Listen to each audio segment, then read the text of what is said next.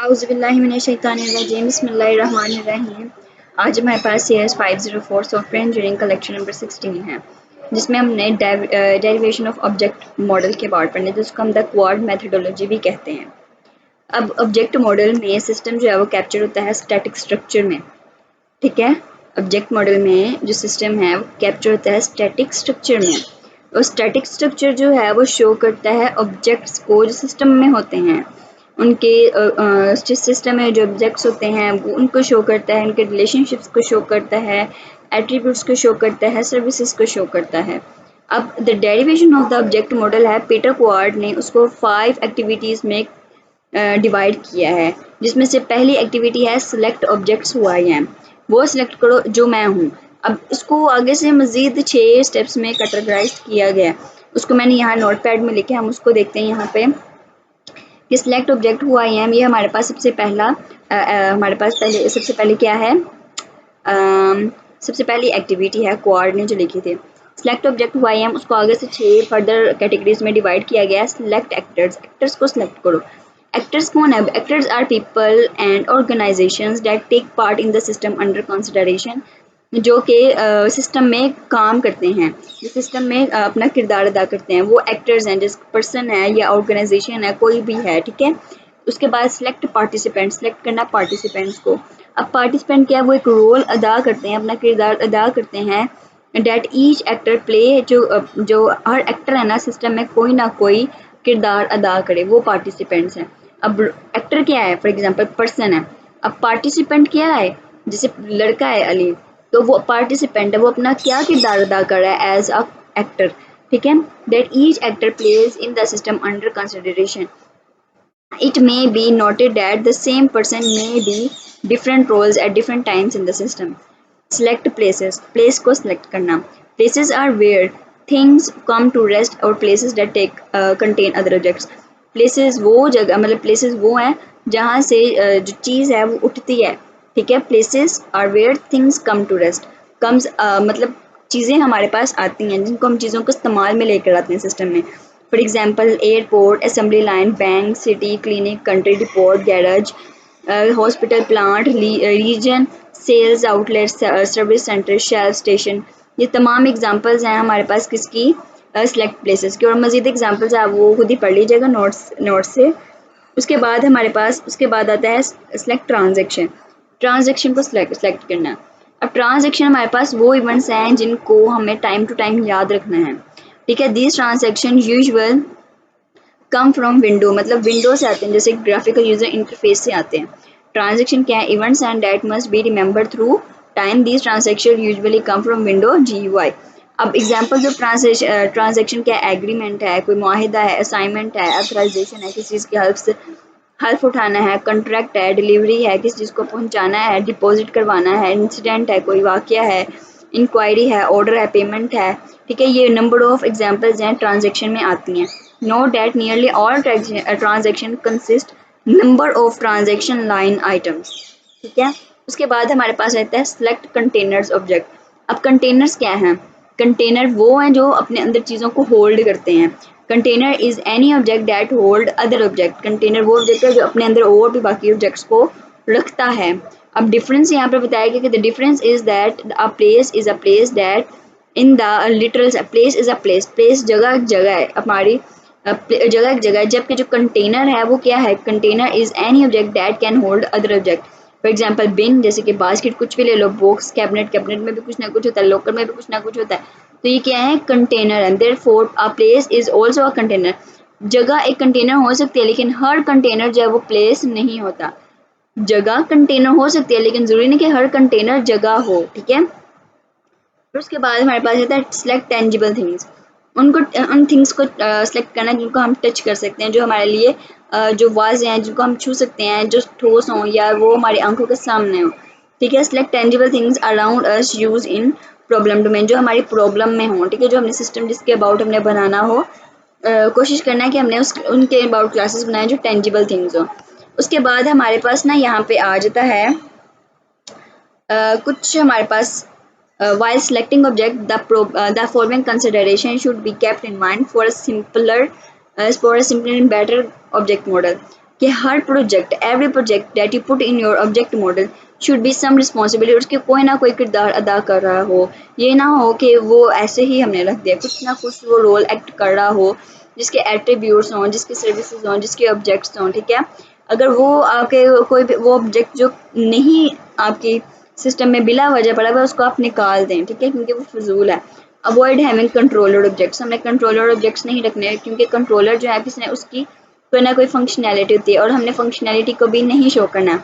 That's better done by other object themselves making the message passing more complicated.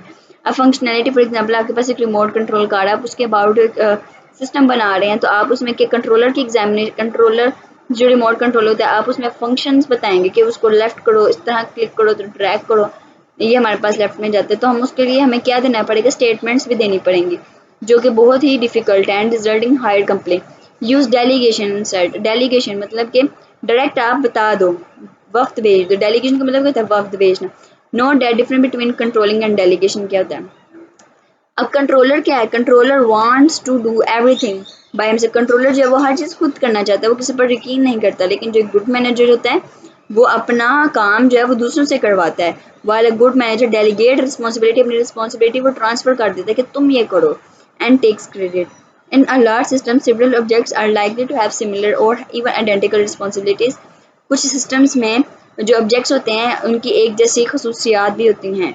Use meaningful class name, हमने class का name meaningful use करना है कि एक object का जो हमने जो क्लास नेम बताया वो किसी ना किसी चीज़ को डिस्क्राइब करे, ठीक है। Name that describe objects in that class, try to use names from the domain vocabulary to avoid confusion. तो ये हमारे पास क्या थी, एक कंसिडरेशन थी जो कि हम should be kept in mind for simpler and for simpler good object model. आपने इनको अच्छी तरह से याद रखना है। आगे चलते हैं लेक्चर नंबर 17 पे। लेक्चर नंबर 17 में हमारे पास है आइडेंटिफाइड स्ट्रक्चर्स। आइडेंटिफाइड स्ट्रक्चर हमारे पास, structure is a manner of organization which expresses a semantically strong organization within the problem domain. हमारे पास दो किस्म के स्ट्रक्चर्स हैं, एक जनरल स्पेशलाइजेशन स्ट्रक्चर है और दूसरा होल पार्ट स्ट्रक्चर है, ठीक है। आइडेंटिफाइड जनरल स्पेशलाइजेशन स्ट्रक्चर है। Consider each class that you have identified as a specialisation and then look for its generalization and vice versa। कि आपने अगर आपके पास एक क्लास बनाई है, आपने उसको आपने आइडेंटिफाई किया है उसकी खसूसियात की वजह से, उसकी काबिलियत की वजह से, ठीक है। अब आइडेंटिफाई होल पार्ट स्ट्रक्चर्स, हम आपको याद है हम ऊपर हम 5 एक्टिविटीज़ पढ़ रहे हैं, जिसमें से दूसरी एक्टिविटी क्या है कि identify whole part structure what are my components. वो आगे से यहाँ पर कंपोनेंट्स बताए गए हैं, what I know. Define attributes, attribute क्या हैं, ओह ये रह गया। For each object that you have identified consider it as whole, जो भी आपने ऑब्जेक्ट लिया है उसको देखें, उसको या एज अ होल लें उसको स्ट्रक्चर को, या आप उसको जनरल स्पेशलाइजेशन स्ट्रक्चर में लें। And then try to find out its part object that make up this object, और फिर उस हिस्से को तलाश करें जिस हिस्से में आपके ऑब्जेक्ट्स ने, आपके ऑब्जेक्ट को एक ऑब्जेक्ट ने बाकी ऑब्जेक्ट्स के साथ मिल के आपका जो सिस्टम है वो बनाया। डिफाइन एट्रीब्यूट्स, एट्रीब्यूट्स क्या होते हैं, किसी चीज़ की खसूसियात होती हैं ना। The first two activities would identify most of the objects in the problem domain. Now it's time to think that about the role and responsibilities of these objects. The first thing is to consider is their attributes, what it knows. सबसे पहले तो क्या था, सबसे पहले lecture number 16 में हमने किस अबाउट पढ़ा भला, हमने पढ़ा कि सिलेक्ट ऑब्जेक्ट, ऑब्जेक्ट सेलेक्ट करना है, हु आई एम। फिर जो हमने सब्जेक्ट सेलेक्ट कर लिया है उसके बाद हमने उसके एट्रीब्यूट्स को देखना है, ठीक है। अब वो क्या काम करती हैं, उसके अंदर क्या खसूसियात हैं। तो कुछ एग्जाम यहाँ पर in particular consider the following attributes for different types of objects. For actors consider name, address और फ़ोन। फॉर पार्टिसिपेंट्स उसका number, date and time, password, authorisation level. For place location consider number, name, address. For transaction आपने देखना है कि consider आप करें number, date, time, status. For line item के लिए स्टेटस और क्वांटिटी। फॉर आइटम कंसीडर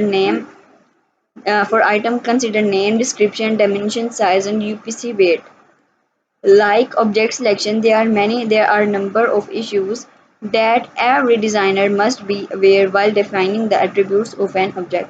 कि एक attribute क्या है, कि हमने जब भी किसी की ऑब्जेक्ट के अबाउट बात करनी है तो सबसे पहले हमें कुछ एट्रीब्यूट्स के अबाउट पता होना चाहिए। जब हमने उनके एट्रीब्यूट्स को डिफाइन करनी है ना ऑब्जेक्ट को, हमें मालूम होना चाहिए कि वो एट्रीब्यूट्स हमने कैसे डिफाइन करने हैं।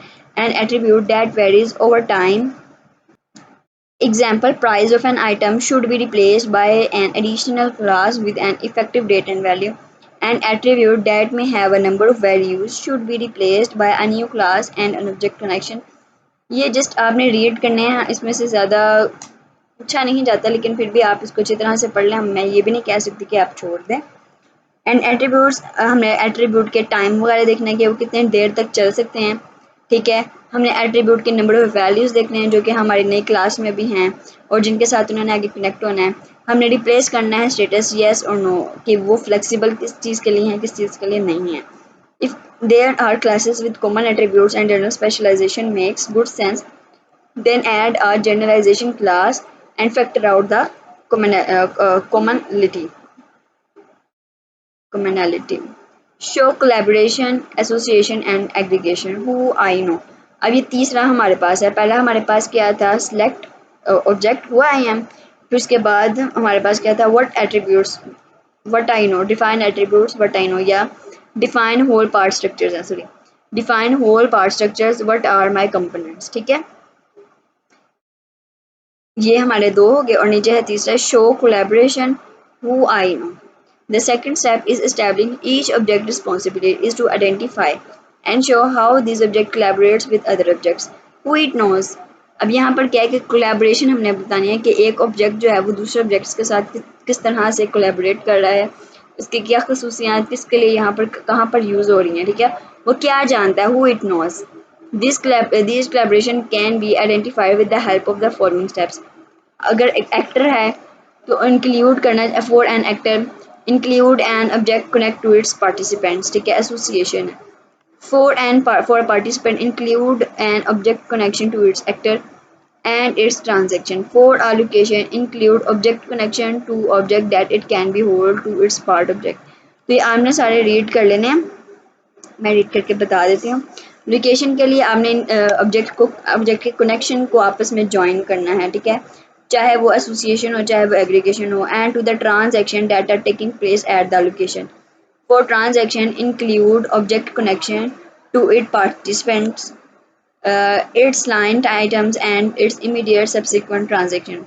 For a transaction line item, include object connection to its transaction, its item, a companion, item description, object association for a subsequent line item. Item के लिए क्या देखना है कि आइटम को जो कनेक्शन है वो आइटम लाइन आइटम से होना चाहिए। आपने उसके आइटम की डिस्क्रिप्शन लिखनी है। कंपोजिट ऑब्जेक्ट जो है उसके लिए आपने ऑब्जेक्ट कलेक्शन बनाना है उसके पार्ट से, ठीक है। फिर उसके बाद for all objects select connecting objects to which object under consideration sends a message, कि जिस कनेक्ट के साथ जिस चीज़ के साथ भी आपने कनेक्ट करना है उसको उसके अंडर आपने उसको ऑब्जेक्ट को आपस में कनेक्ट कर देना है और उसको कोई ना कोई मैसेज सेंड कर देना टू गेट सम इंफॉर्मेशन के लिए और क्वेरी के लिए, ठीक है। Define services what I do. उसके बाद हमारे पास डिफाइन सर्विसेज आ जाता है।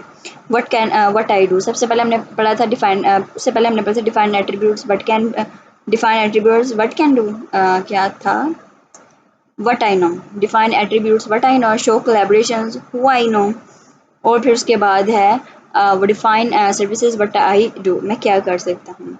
The third and last step in establishing each object responsibility is to define what system does each object in the problem domain provide, कि अगर हमारे पास एक प्रोजेक्ट में एक सिस्टम में एक ऑब्जेक्ट है तो वो क्या कर सकता है, व्हाट डज इट डू, वो क्या कर सकता है, वो किस हद तक काम कर सकता है। Putting the right service with the right object, right service को जो वो काम कर सकते हैं उसको राइट ऑब्जेक्ट के साथ जोड़ना बहुत ही इम्पोर्टेंट काम है। अगर इसमें मिस्टेक हो जाए तो इसे कपलिंग या कोहेजन में रिडक्शन या इंक्रीजमेंट हो सकती है, ठीक है। By putting the services with the attribute they work on result in lower coupling and stronger cohesion and increased likelihood of reuse. The basic principle is to keep data and action together for lower coupling and better cohesion, ठीक है। आपने इसको अच्छी तरह से पढ़ना है। उसके बाद हमारे पास फंडामेंटल कुछ क्वेश्चंस हैं कि what does the system need this object anyway. ये सिस्टम क्या कर सकता है, what useful question can it answer, वो क्या सवालों के जवाब दे सकता है, वो कौन से एक्शन को परफॉर्म कर सकता है, वो अगर कुछ जानता है तो वो इस बेस पर क्या करेगा, और what this object can do based upon whom it knows, वो क्या जान सकता था। What calculations can it do, वो कौन सी कैलकुलेशंस कर सकता है। व्हाट गॉन, ये आप क्वेश्चंस हैं, इनको आप खुद ही पढ़ें, इनमें से ज़्यादा कुछ अबाउट नहीं आता, आप इनको पढ़ें। एमसीक्यूज के लिए भी अगर आ भी जाए तो कम से कम आपको कोई मुश्किल तो ना हो, कम से कम उसके बाद पढ़ने के बाद। उसके बाद हम अब लेक्चर नंबर 18 स्टार्ट करते हैं। लेक्चर नंबर 18 में भी केस स्टडी है, कन्वीनियंस स्टोर है। कन्वीनियंस स्टोर के अबाउट यहाँ पर सब कुछ लिखा गया है। तो ये बिल्कुल एक एग्जांपल दी गई है जो हम पीछे पढ़ते आए हैं, उसको यहाँ पर मद्देनज़र रख के हर एक चीज़ को आपके सामने एक्सप्लेन किया गया है कि जो सिस्टम है, जिस सिस्टम में हमारे पास क्या है कि सबसे पहले हमने आइडेंटिफाई करना है पर्पस को, फिर उसके बाद कोनीस क्या क्या चाहता था, वो क्या चाहता था कि स्कैन आइटम्स करने वाली मशीन हो, और पता होना चाहिए कि आइटम्स कौन से सेल पर हैं, और टोटली जो मतलब सेल कैलकुलेशन वगैरह वो उसको इस तरह का सॉफ्टवेयर चाहिए था कि वो रिकॉर्ड कर सके हर एक किस्म की कस्टमर के ट्रांजैक्शन को, ठीक है। फिर उसके बाद ये क्यों चाहता था कि speed up checkout time, reduce the number of pricing errors, ये हमारे पास ये एरर्स थे जो इनको कम करना चाहिए। समरी क्या है कि to help each cashier work more efficient during checkout, to give good records of each sale and to store more efficient store operations.